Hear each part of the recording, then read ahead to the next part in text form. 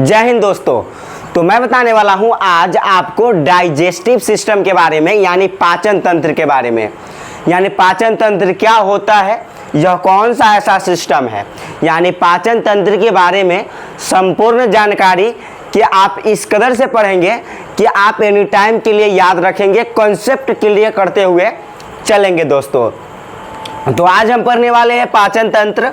तो आप समझ लें कि ये पाचन तंत्र क्या होता है। भोजन को पचाने वाला, मतलब नाम ही है पाचन तंत्र, मनुष्य का पाचन तंत्र मतलब भोजन को पचाने वाला तंत्र। वैसा सिस्टम जो भोजन को पचा दे, वह उस सिस्टम को हम पाचन तंत्र कहते हैं। तो देखिए यहाँ पर कुछ लिखा गया, यहाँ पर क्या लिखा गया है, कहा मनुष्य में भोजन पचाने वाला तंत्र मनुष्य का पाचन तंत्र कहलाता है। तो यहाँ पर हमने यही बोला कि मनुष्य में जो भोजन को पचाता है उसी को क्या कहते हैं, वह उसी सिस्टम को क्या कहते हैं, तो पाचन तंत्र कहते हैं। ठीक है। अब देखिए इसमें बहुत सारी अंग का शामिल किया जाता है इस पाचन तंत्र के अंतर्गत। देखिएगा दोस्तों, तो सबसे पहले मुख गुहा यानी मुंह। सबसे पहले भोजन कहाँ जाता है, तो आप कहिएगा मुंह में। सबसे पहले भोजन जाता है मुंह में। आपको पता होना चाहिए दोस्त कि सबसे पहले भोजन कहाँ जाता है, मुंह में। ओके, सबसे पहले भोजन जाता है मुंह में। मुंह में से भोजन आता है ग्रास नली में। किस में आता है, ग्रास नली में। यहाँ पर ध्यान दीजिएगा, ग्रास नली आपको दिखाई दे रहा होगा। आई होप आपको जो है यहाँ पर दिखाई दे रहा होगा कि सबसे पहले भोजन कहाँ जाता है। तो आप कह सकते हैं, यहाँ पर देखिए फिर से हम लिख देते हैं, भोजन सबसे पहले जो जाएगा वह मुंह में जाएगा। कहाँ जाएगा सबसे पहले, मुंह बोलिए, यहाँ आप मुख गुहा बोलिए, मुख गुहा। सबसे पहले भोजन जाता है मुख गुहा में। ठीक है, मुंह में यानी मुख गुहा में। अब चलिए यहाँ पर मुख गुहा में के बाद भोजन कहाँ आएगा, तब भोजन आएगा मुख गुहा से ग्रास नली में। जैसे मुख खाना खाए हम, ठीक है, उसके बाद ग्रास नली में आएगा। ठीक है, ये ग्रास नली है। ठीक है, तो ग्रास नली में आता है। देखिए यह मुंह है और मुख गुहा है, और मुख गुहा के बाद जो है भोजन कहाँ आएगा, ग्रास नली में। ग्रास नली ये मुंह से लेकर के और यह अमाशय तक जुड़ा होता है। देखिए यहाँ तक अमाशय तक जुड़ा होता है। तो आप कह सकते हैं ग्रास नली। क्या कह सकते हैं, ग्रास नली। ध्यान दीजिएगा और ध्यान से समझिएगा, ग्रास नली। अब ग्रास नली में भोजन प्रवेश कर जाता है। जैसे ही ग्रास नली में भोजन प्रवेश कर जाता है, इसको हम ग्रासिका बोले तब या ग्रास नली बोले तब, डजंट मैटर, उससे कोई फर्क नहीं पड़ता है।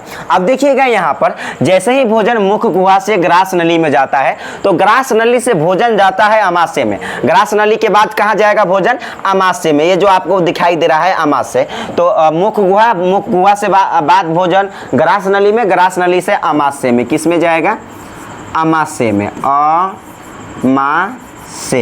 अमाशय में जाता है। और दोस्त यहाँ ध्यान रखेंगे कि इसी अमाशय से जो है यकृत जुड़ा होता है। ये जो आपको दिखाई दे रहा है, ये यकृत वाला पार्ट है। यह अमाशय से क्या जुड़ा होता है, तो आप कहेंगे यकृत जुड़ा होता है। क्या जुड़ा होता है दोस्त, यकृत जुड़ा होता है। यकृत एक ग्रंथि है, ये भी पाचन में ही सहायक होता है। तो इस यकृत को ही पाचन में, यकृत भी जो है भोजन को पचाने में भी सहायक होता है। यह भी पाचन ग्रंथि के ही तौर पर काम करता है। तो यकृत बोले तो लीवर, यकृत बोले तो लीवर भी क्या करता है, भोजन को पचाता है। तो सबसे पहले भोजन मुख गुहा, ग्रास नली या ग्रास नली से बाद अमाशय में, और अमाशय के पास क्या होता है, यकृत। अमाशय के पास ही क्या होता है दोस्त, कहेंगे यकृत। और जब अमाशय में भोजन चला जाता है, तो अमाशय में से भोजन आता है छोटी आंत में। किस में आता है दोस्त, अमाशय से भोजन आता है छोटी आंत में, छोटी आंत। और छोटी आंत को ही हम दूसरा नाम बोलते हैं क्षुद्रांत्र। क्या बोलते हैं दोस्त, क्षुद्रांत बोलते हैं। यहाँ पर ध्यान रखेंगे, क्षुद्रांत्र। ठीक है, छोटी आंत को ही क्या कहते हैं, क्षुद्रांत्र बोलते हैं। और भोजन जैसे ही अमाशय में और छोटी आंत में जाती है तो छोटी आंत से भोजन जाती है बड़ी आंत में। हम सब कुछ की चर्चा करेंगे, फिलहाल आप ग्राफ को देखिए, जैसे जैसे हम लिख रहे हैं उस दिमाग इमेज में बैठाइएगा, उसके बाद सारा का सारा तो हम बताएंगे ही। देखिए छोटी आंत से भोजन जाता है अब बड़ी आंत में, कहाँ जाएगा दोस्त, बड़ी आंत में, बड़ी आंत, ठीक है। तो छोटी आंत से भोजन कहाँ जाता है, बड़ी आंत में जाता है, सिंपल सी मतलब है। किस में जाता है, बड़ी आंत में जाता है। और बड़ी आंत में ही यहाँ पर बहुत सारे यहाँ पर जो है सीसम होता है, कोलन होता है, रेक्टम होता है। हम सारा का सारा चीज़ आपको फिगर ड्रॉ करेंगे, बताएंगे। फिलहाल आप यहाँ पे ध्यान रखें, पहले मुख गुहा से ग्रास नली से भोजन अमाशय में, और अमाशय से जाता है छोटी आंत में, और छोटी आंत से भोजन जो है फिर ये जो मोटा वाला साइड जो आपको दिखाई दे रहा है बड़ी आंत में चला जाता है। तो आप यहाँ पर ऐसे इस टाइप से ध्यान रखेंगे कि कैसे कैसे भोजन जो है जाता है अंदर में, ठीक है। तो ये कुछ महत्वपूर्ण अंग है, ठीक है, जो भोजन को पचाने में सहायता करता है। यहाँ पर हमने क्या लिखा है इसके बारे में देखिएगा। कहा यहाँ पर आहार नाल या पाचन तंत्र मुख गुहा से लेकर मल द्वार तक फैली एक लंबी क्या है, नली है, जिसकी लंबाई 8 से 10 मीटर होती है। दोस्त यहाँ पर ध्यान दीजिएगा, आहार नाल यानी पाचन तंत्र की जो लंबाई है, पाचन तंत्र का यानी पाचन तंत्र का दूसरा नाम होता है आहार नाल, और आहार नाल की जो लंबाई होता है वह 8 से 10 सेंटीमीटर होती है। और यह मुख गुहा से लेकर मल द्वार, कहने का मतलब है मुख गुहा से लेकर मल द्वार, मतलब जिस माहे हम लैट्रिन बाहर करते हैं उसी को बोलते हैं मल द्वार। तो मुख गुहा से लेकर मल द्वार तक आहार नल यानी पाचन तंत्र फैला होता है, जिसकी लंबाई 8 से 10 मीटर होती है। यही बात को यहाँ पर जो है बताया गया है दोस्तों, इस बात को ध्यान रखिएगा। फिर यहाँ पर कहा आहार नाल या पाचन तंत्र के प्रमुख अंग, हमने पहले बता दिया, पहले भोजन मुख गुहा में जाता है, मुख गुहा से ग्रसिका यानी या ग्रास नली में जाता है, उसके बाद अमाशय में जाता है, अमाशय के पास ही क्या होता है, यकृत होता है, जो भी ये भी क्या करता है, पाचन संबंधी कार्य करता है। और उसके बाद अमाशय से भोजन जाता है छोटी आंत में, और छोटी आंत से भोजन जाता है बड़ी आंत में, ठीक है। और बड़ी आंत से जो है, बड़ी आंत का ही भाग होता है ये मलाशय और गुदा द्वार। बड़ी आंत से ही मलाशय और गुदा द्वार ये जुड़ा होता है। हम सभी चीजें के बारे में विस्तार से चर्चा करेंगे।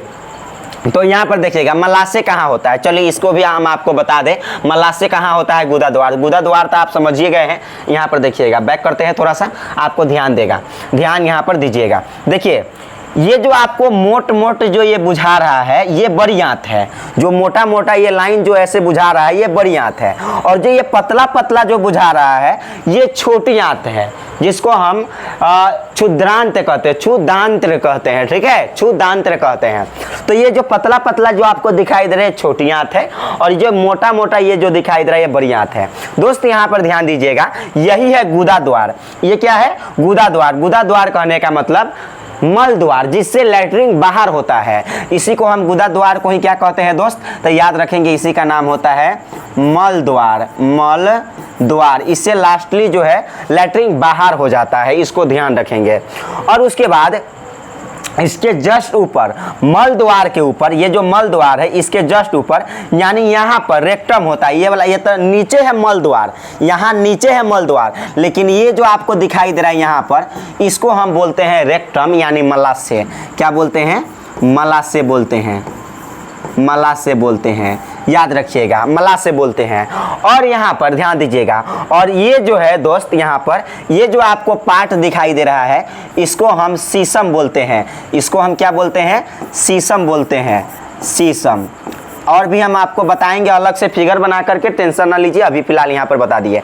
तब बड़ी आंत देखिए, ये बड़ी ये जो है परिशेषिका है, परिशेषिका कहने का मतलब दोस्त अपेंडिक्स है। क्या है, अपेंडिक्स है, ठीक है। परिशेषिका कहने का मतलब है अपेंडिक्स, ध्यान रखिएगा। ये बड़ी आंत का भाग होता है, किसका भाग होता है, बड़ी आंत का भाग होता है, ठीक है। अब चलिए इस बात को समझिएगा, एक एक तरीके से हम समझते चलेंगे और इन सभी चीज़ों के बारे में समझेंगे। आप एक एक करके जो है सारा के सारा चीज़ को आप समझ जाएंगे। देखिए क्या क्या लिखा गया है, सारे चीज़ को आप समझिएगा। इन सभी चीज़ों के बारे में हम पढ़ते हैं। सबसे पहले हम मुख गुहा के बारे में पढ़ते हैं, ठीक है। मुख गुहा, सबसे पहले भोजन जाएगा मुख गुहा में। तो वही कहा पाचन की प्रक्रिया मुख गुहा से शुरू होता है। भोजन का सर्वप्रथम पाचन इसी में लार द्वारा होता है। मतलब भोजन का सर्वप्रथम पाचन जो है मतलब मुंह में ही लार द्वारा होता है। जैसे हम लोग खाना खाते हैं तो लेर आता है, लार होता है। मतलब लार जब तक नहीं होगा, जब तक हम खाना को घोंट निगल नहीं सकते हैं, इसलिए लार के द्वारा जो है भोजन का प्रथम पाचन मुख गुहा में होता है, ठीक है। अब देखिए इसमें मुख्यतः, इसमें मतलब मुख गुहा में मुख्यतः 3 अंगों को शामिल किया जाता है। कितने अंगों को शामिल किया जाता है? 3 अंगों को शामिल किया जाता है। कौन कौन? कहेंगे दांत होता है, जीभ होता है, लार ग्रंथि होता है। ध्यान रखेंगे मुख गुहा में 3 अंग को शामिल किया जाता है, दांत, जीभ और लार ग्रंथि। दांत के बारे में जान ले दोस्त। दांत 4 प्रकार के होती है। हम में जो है दांत 4 प्रकार के होती है। वो कौन सा है? ट्रिक आप ध्यान रखिएगा। ICPM।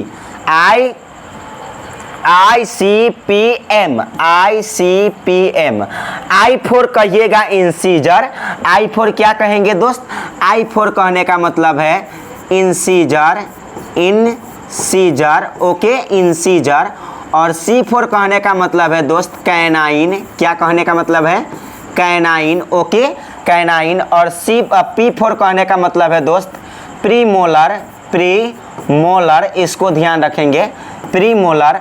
और M कहने का मतलब है मोलर। M कहने का मतलब है यहाँ पर मोलर, तो इसको ध्यान रखिएगा। M कहने का मतलब है मोलर। ICPM ध्यान रखिएगा।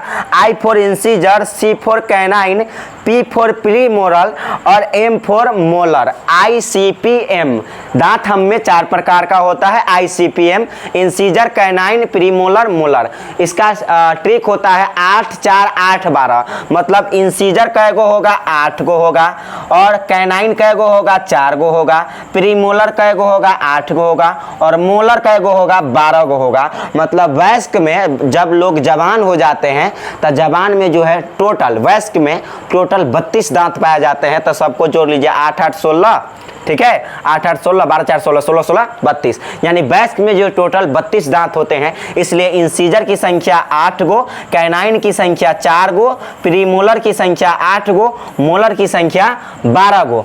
8 4 8 12 ट्रिक याद रखिएगा। 8 4 8 12 और एक ICPM, बात खत्म। तो incisor, canine, premolar, molar. Incisor की संख्या 8, कैनाइन की संख्या 4, प्रीमोलर की संख्या 8, मोलर की संख्या 8। और देखिएगा इंसीजर क्या करता है? आगे से काटने का काम करता है। और कैनाइन क्या करता है? फाड़ने का काम करता है। जैसे इंसीजर, अगर हम इंसीजर की बात करें तो 4 ऊपर 4 नीचे होते हैं जो फाड़ने का काम करते हैं। और उसके बाद कैनाइन ये क्या काम करते हैं? जैसे आगे से काटने का काम करेगा इंसीजर, और फाड़ने का, जैसे कोई भी जैसे ईख वगैरह वगैरह फाड़ते हैं ऐसे, तो ये कैनाइन काम करेगा। फिर होता है प्रीमोलर। तो प्रीमोलर इसके जस्ट बाद, मतलब कैनाइन के जस्ट बाद होता है। तो 8 गो है तो 4 नीचे और 4 ऊपर होता है। ये भी फाड़ने का काम करता है। और एगो लास्ट में होता है मोलर। लास्ट क्या होता है? मोलर। ये सबसे अंदर वाला पार्ट होता है, 6 नीचे और 6 ऊपर होता है, मोलर, ठीक है। 6 ये भी क्या करता है? लास्ट में ये चबाने उबाने का काम करता है। कौन? मोलर। तो इसको आप ध्यान रखिएगा। और इतना ही आपसे पूछेगा दांत कितने प्रकार के होते हैं, बस इतना ही पूछेगा आपसे कि हमें दांत कितने प्रकार के होते हैं और संख्या कैगो। तो संख्या आप 8 4 8 12 याद रखेंगे, काम 35 हो जाएगा, ठीक है। अब चलते हैं थोड़ा सा आगे, और आगे समझिए। यहाँ पर लिखा गया है जीभ। दूसरा था जीभ। दूसरा मतलब हमने कहा ना मुख गुहा के 3 भागों में बांट दिया गया है। तो जीभ, दूसरा है जीभ। यह एक मांसल रचना है। मांसल कहने का मतलब है लचीला। जीभ क्या है? लचीला है, सिंपल सी मतलब है। लचीला रचना है जो पीछे वाले हिस्से से गर्दन से जुड़ा होता है। जो पीछे वाले हिस्से से गर्दन से जो है गर्दन से जुड़ा होता है। कौन? जीभ जुड़ा होता है।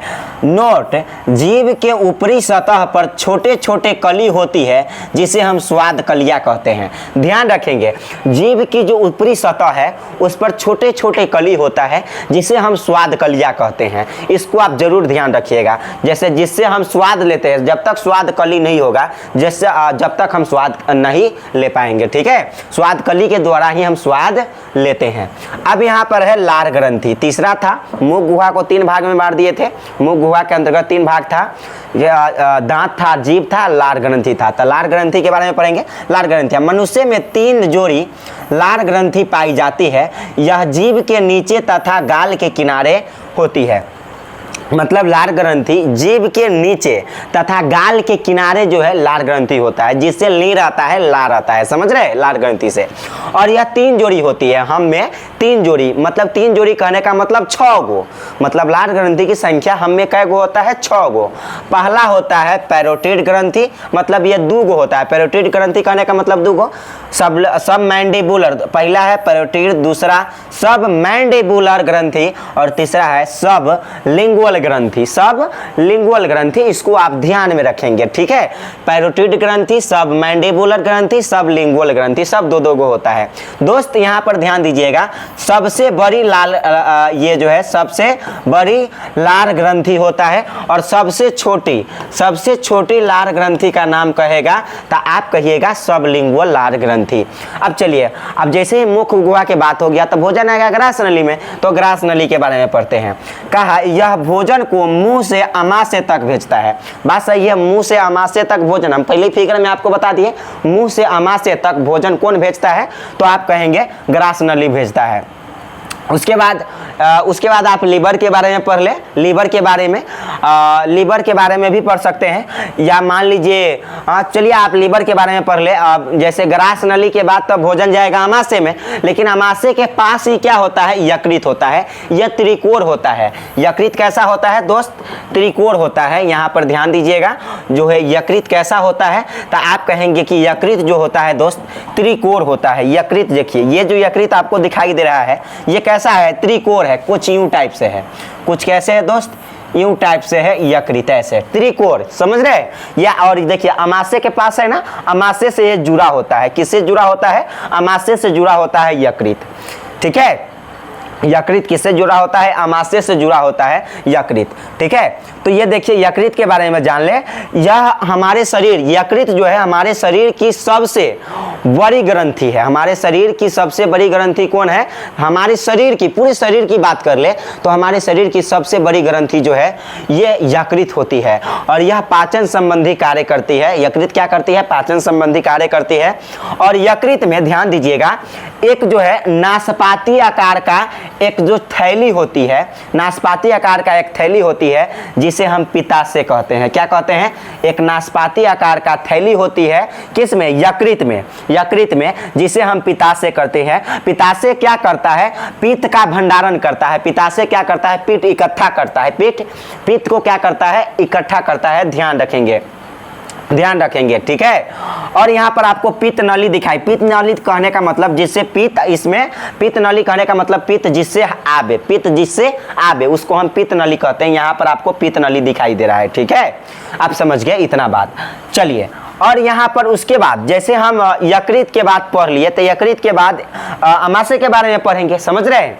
तो यहाँ पर चलिए और देखिएगा, ध्यान से समझेंगे। हम जो पढ़ रहे थे यहाँ पर यह लीवर के बारे में पढ़ रहे थे। ठीक है, लीवर यानी लीवर कहने का मतलब है यकृत। यह एक पाचन ग्रंथि है। क्या है दोस्त? तो यहाँ पर बताया गया कि यह एक पाचन ग्रंथि है। लिखा गया कि यह क्या है? एक पाचन ग्रंथि है। शरीर की सबसे बड़ी ग्रंथि लीवर ही होती है। शरीर की सबसे बड़ी ग्रंथि कौन होती है? लीवर होती है। इसका वजन 1.5 kg होती है। मतलब लीवर का जो वजन है वह 1.5 kg होती है। लीवर का आकार त्रिकोण होता है और इसका वजन कितना होता है? 1.5 kg होता है, यानी 1.5 kg होता है। इसको ध्यान रखेंगे। ठीक है, उसके बाद लीवर निचले हिस्से में एक नाशपाती, लीवर के निचले हिस्से में एक नाशपाती आकार की थैली होती है जिसे पित्ताशय कहते हैं। अभी हमने बताया कि लीवर के निचले हिस्से में जो आपको दिखाया है नाशपाती आकार का एक थैली था जिसे हम पित्ताशय कहें। पित्ताशय क्या करता है? पित्त का भंडारण करता है, पित्त इकट्ठा करता है। ठीक है, अब चलिए थोड़ा सा आगे चलते हैं। आगे अमाशय के बारे में पढ़ते हैं। किसके बारे में पढ़ते हैं? यहाँ भी अमाशय के बारे में। तो अमाशय यह भोजन को संग्रह करता है, मतलब अमाशय ग्रास नली में भोजन है, ग्रास नली से कहाँ आएगा भोजन? अमाशय में आएगा। तो अमाशय क्या करेगा? भोजन को संग्रह करेगा, इकट्ठा करेगा। तो कहा यह भोजन को संग्रह करता है, यह पेट के बाएं हिस्से के ऊपरी भाग में होती है एवं यह जे आकार की होती है। दोस्त ध्यान दीजिएगा, अमाशय जो है यह पेट के बाएं हिस्से में और जे आकार की होती है, मतलब इस टाइप में होती है। ध्यान दीजिएगा, ये जो है कुछ यूं टाइप से होती है, कुछ यूं टाइप से होती है अमाशय। समझ रहे? अमाशय कुछ यूं टाइप से होती है जे आकार का, इस टाइप में जो है जे आकार का होता है अमाशय। और कहाँ होता है? बाएं साइड में। ये जो आपको बाएं साइड दिखा रहा है पेट के, ये जो हमारा पेट है, कहाँ? पेट के, यह पेट के बाएं हिस्से के ऊपरी भाग में होती है। देखिए हम आपको बता रहे हैं, फिगर देखिएगा, फिगर में आपको देखिएगा, ध्यान से समझ में आ जाएगा। देखिए अमाशय जो है ये पेट के ऊपर, पेट के ऊपर बाएं हिस्सा में, पेट के ऊपर, मान लीजिए कि ये पेट है, लेदी पचौनी इसमें, इसके जस्ट ऊपर बाएं हिस्से में यह जे आकार का, ये देखिए जे आकार का क्या होता है? इसका आकार जे आकार की तरह होता है, जे की तरह होता है। ध्यान रखेंगे कैसा होती है? जे की तरह होती है। यही बात को यहाँ पर दर्शाया गया कि यह पेट के बाएं हिस्से के ऊपरी भाग में जे आकार की होती है। ठीक है, जे आकार की होती है। आगे लिखा गया, ये उसी बात को रिपीट किया गया। आगे लिखा गया यह आहार नाल की सबसे चौड़ा भाग है। यह मतलब कौन? अमाशय। अमाशय आहार नाल मतलब पूरे पाचन तंत्र का सबसे चौड़ा भाग कौन होता है? तो कहेंगे यहाँ पर जो है अमाशय होता है। ठीक है, अमाशय के नीचे एक पान जैसी संरचना होती है जिसे अग्न्याशय कहते हैं। देखिए यहाँ पर ध्यान से देखिएगा। और अमाशय के नीचे, अमाशय के जस्ट नीचे, ये अमाशय है, अमाशय के जस्ट नीचे ये जो आपको संरचना दिखाई दे रहा है पान जैसी, ये जो पान जैसी संरचना इस टाइप से जो दिखाई दे रहा है पान जैसी, इसी को हम अग्न्याशय कहते हैं। क्या कहते हैं? अग्न्याशय कहते हैं। तो कहता है ना, अमाशय के जस्ट नीचे एक थैली यानी पान जैसी थैली पाई जाती है जिसको हम अग्न्याशय कहते हैं। इसी बात को यहाँ पर दर्शाया गया है, ध्यान दीजिएगा। तो वही बात को यहाँ पर दर्शाया गया कि अमाशय के नीचे एक पान जैसी संरचना होती है जिसे अग्न्याशय कहते हैं। इसको ध्यान में रखिएगा। ठीक है, उसके बाद जैसे अमाशय के बाद भोजन जाता है छोटी आंत में। छोटी आंत देखिए, अमाशय से जो है, अमाशय से ही छोटी आंत जुड़ा होता है, जो पतला पतला टाइप का होता है वही छोटी आंत होता है। पतला, ये जो आपको ये जो पतला पतला लाइन जो दिखाई दे रहा है यही छोटी आंत है। और यह अमाशय से जुड़ा होता है अंदर से, ऐसे। ठीक है, अंदर से जो है जुड़ा होता है। इसको ध्यान में रखेंगे आप। ठीक है, अब यही आप छोटी आंत के बारे में पढ़ते हैं थोड़ा सा, देखिएगा। तो छोटी आंत यहाँ पर क्या लिखा गया? यह आहार नाल के सबसे लंबा भाग है। यदि आपसे क्वेश्चन पूछे कि आहार नाल का, आहार नाल मतलब पाचन तंत्र का, पाचन तंत्र का सबसे लंबा भाग कौन होता है? तो छोटी आंत होता है, जिसकी लंबाई 6 से 8 मीटर तक की हो सकती है। जिसकी लंबाई कितनी होती है? 6 से लेकर 8 मीटर। मतलब पहले बात की आहार नाल की लंबाई 8 से 10 मीटर, लेकिन पाचन यानी छोटी आंत का जो लंबाई है वो 6 से 8 मीटर होती है। और यह आहार नाल की सबसे लंबा भाग होता है छोटी आंत। ठीक है, इसमें पाचन संबंधी सबसे अधिक कार्य किया जाता है। मतलब सबसे अधिक कार्य पाचन संबंधी किस में होता है? तो आप कहिएगा छोटी आंत में होता है। एवं इसी में एंजाइम का निर्माण होता है। एंजाइम का निर्माण होता है, इसी कारण तो पाचन संबंधी सबसे अधिक कार्य इसी में एंजाइम का निर्माण होता है, जिस कारण से पाचन संबंधी सबसे अधिक कार्य किस में किया जाता है? तो कहेंगे किस में किया जाता है? छोटी आंत में किया जाता है। छोटी आंत में किया जाता है, इसको आप ध्यान रखेंगे। इसके 3 भाग होते हैं, मतलब छोटी आंत के दोस्तों 3 भाग होते हैं। मान लीजिए कि हम छोटी आंत को बनाते हैं। छोटी आंत ये कुछ यूं टाइप से होता है, ध्यान दीजिएगा। छोटी आंत जो है कुछ यू टाइप से इसका आकार होता है छोटी आंत का।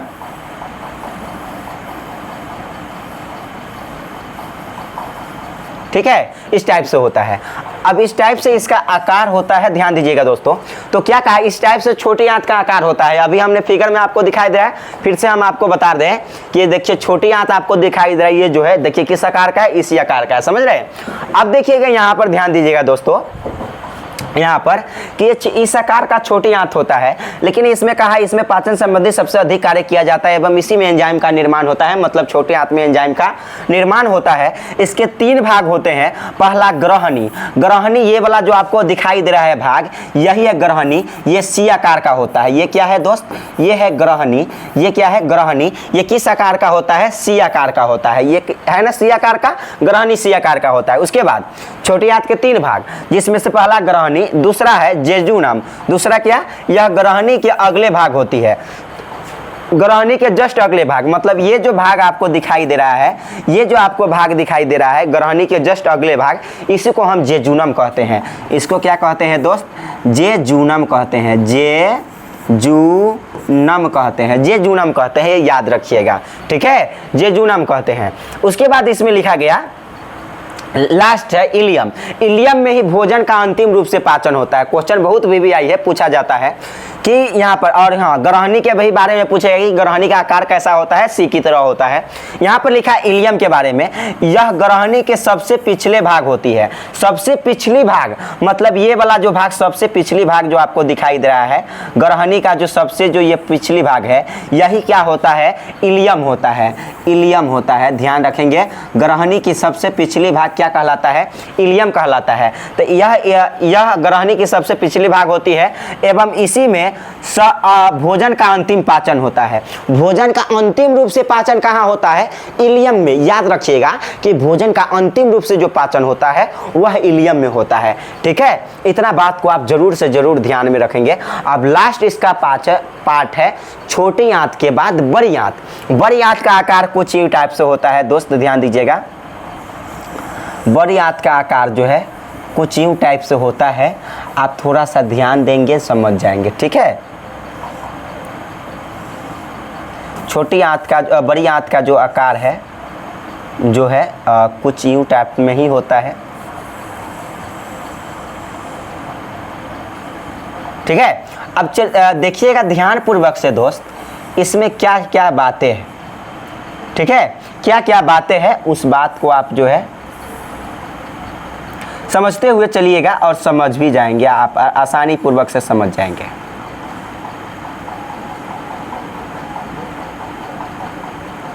चलिएगा, इसी मतलब ये बड़ी आंत का आकार जो है ऐसा ही होता है। बड़ी आंत का आकार ऐसा ही होता है। ये वाला पार्ट को बोलते हैं हम अपेंडिक्स। ये अंगूठे की तरह होती है, इसको बोलते हैं अपेंडिक्स। क्या बोलते हैं इसको दोस्त? हम बोलते हैं अपेंडिक्स बोलते हैं। अपेंडिक्स बोल देते हैं इसको। क्या बोल देते हैं? अपेंडिक्स बोल देते हैं, ठीक है? और ये जो आपको पार्ट दिखाई दे रहा है दोस्तों, इसको हम एनस बोलते हैं। एनस कहने का मतलब मल द्वार।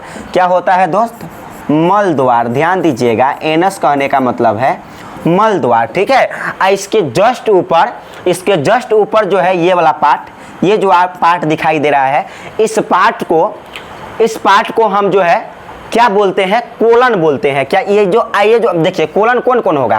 कोलन, इसको भी कोलन बोलते हैं, इसको भी कोलन बोलते हैं, इसको भी कोलन बोलते हैं, इसको भी कोलन बोलते हैं। ये वाला जो पार्ट आपको दिखाई दे रहा है दोस्त, इसको हम कोलन बोलते हैं। क्या बोलते हैं? कोलन बोलते हैं। और इसके जस्ट ऊपर जो ये वाला पार्ट दिखाई दे रहा है दोस्तों, इसको हम मलाशय बोलते हैं। क्या बोलते हैं? मलाशय बोलते हैं। मलाशय, मलाशय कहने का मतलब इंग्लिश में इसको हम रेक्टम बोलते हैं। और ये वाला जो पार्ट दिखाई दे रहा है सब के सब कोलन है। ये भी कोलन है, ये भी कोलन है। और इसके जस्ट ऊपर यहाँ पर होता है सीसम। क्या होता है दोस्त? सीसम होता है। इसको आप ध्यान रखिएगा, क्या होता है? सीसम, ठीक है? अब देखिए, कहा इसमें भोजन संबंधी, बड़ी आंत, इसमें भोजन संबंधी कोई कार्य नहीं होता है, क्योंकि एंजाइम का निर्माण ही नहीं होता। इसमें एंजाइम का निर्माण नहीं होगा तो भोजन संबंधी कार्य होगा? नहीं होगा, सिंपल सी मतलब है, ठीक है? इसे भी 3 भाग में बांटे गए हैं। मतलब बड़ी आंत को कितने भाग में बांट दिया गया है? 3 भागों में। पहला अपेंडिक्स, या इसी को हम सीसम कहते हैं। मतलब अपेंडिक्स को ही दूसरा नाम क्या होता है? सीसम होता है। मतलब ये सब पार्ट जो है आपका क्या कहलाएगा? ये सब पार्ट कोलन कहलाएगा। ये सब के सब जो है कोलन कहलाएगा। ध्यान रखिएगा, ये जो पार्ट है कोलन। और अपेंडिक्स का ही दूसरा नाम होता है सीसम। क्या होता है? सीसम। और सीसम कैसा होता है? अंगूठा की आकार का। आपको जो दिखाई दे रहा है ना, अंगूठे की आकार का। कहा यहाँ पर अपेंडिक्स यानी सीसम, इसका आकार अंगूठे की तरह होती है तथा यह एक अवशेषी अंग है। क्वेश्चन पूछेगा कि मनुष्य में एक अवशेषी अंग कौन होता है, तो कहिएगा अपेंडिक्स होता है, यानी सीसम होता है। ध्यान रखिएगा, ठीक है। उसके बाद कोलन की बात कर ले, यह मलाशय के ऊपरी भाग होता है, ये मलाशय है ना, मलाशय के जस्ट ऊपरी भाग, ये सब के सब जो है, ये सब के सब जो है आपका कोलन कहलाएगा। ये सब भाग क्या होगा, कहलाएगा कोलन कहलाएगा, ठीक है। तो ये मलाशय के जस्ट ऊपर, तो मलाशय कहाँ है, मलाशय यहाँ पर है, ठीक है। मलाशय ये मल द्वार के जस्ट ऊपर क्या होता है, मल द्वार के जस्ट ऊपर मलाशय होता है। तो यहाँ पर कोलन या मलाशय के ऊपरी भाग है, मलाशय है, मलाशय के जस्ट ऊपरी भाग को यानी सब भाग को क्या कहेंगे, कोलन कहेंगे, ठीक है। मलाशय लास्ट है, मलाशय यह खाली होती है लेकिन अंत भर जाती है तो मलाशय में चला जाता है।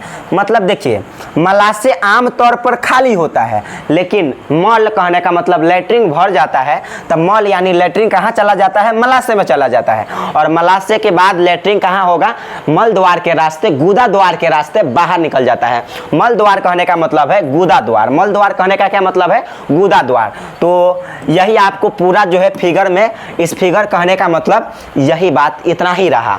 इस फिगर के माध्यम से हम इसी बात को समझाना चाहे हैं। आई होप आपको ये वाला लेक्चर जो है समझ में आया होगा दोस्तों। बस आपको इतना ही कर लेना है। हालांकि हमने सब चीज़ों के बारे में अच्छे से जिक्र जो है हमने कर दिया है, अच्छे से हमने जिक्र कर दिया है। मतलब ये कैसा सिस्टम है, भोजन को पचाने वाला सिस्टम है, ठीक है। आप इस बात को जो है बखूबी ध्यान रखिएगा और एग्जाम में आएगा तो इस प्रकार से डायग्राम बनाइएगा और जो हमने लिखाया है उतना को लिख दीजिएगा, काम 35 हो जाएगा दोस्तों। और जो हमने समझाया है उसको ध्यान में रखिएगा, ठीक है। सो आज के लिए इतना ही, फिर मिलते हैं अगले वीडियो में। ओके, जय हिंद।